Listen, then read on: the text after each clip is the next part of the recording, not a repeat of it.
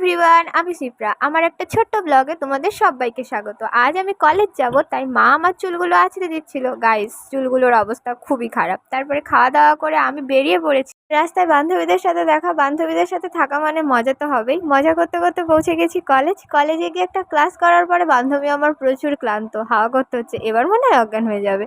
আমরা বসে একটু আড্ডা দিচ্ছিলাম। তারপরে একটা ক্লাস ছিল, ক্লাস করার পরে এদের সাথে দেখা। এরা এখানে বসে নাচ প্র্যাকটিস করছে। এরা সব ধরনের নাচ পারে, এরা গান ছাড়াও নাচতে পারে। গাইস, কেউ যদি নাচ শিখতে চাও অবশ্যই এদের সাথে যোগাযোগ করতে পারো। আর তারা সেখানে পিছনে বসে ফটো পোস্ট দিয়েই যাচ্ছে। এটা চির অভাগী। আর সে ক্লোজ আপ দিয়ে ব্রাশ করে এসছে, দাঁত সারাদিনে বন্ধই করেনি।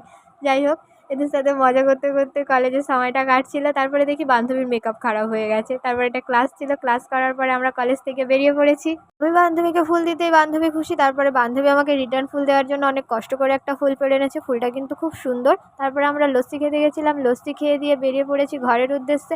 আজকের মতো টাটা, বাই বাই, ভালো থাকবে। ভিডিওটা কেমন লাগলো অবশ্যই কমেন্ট করে জানাবে।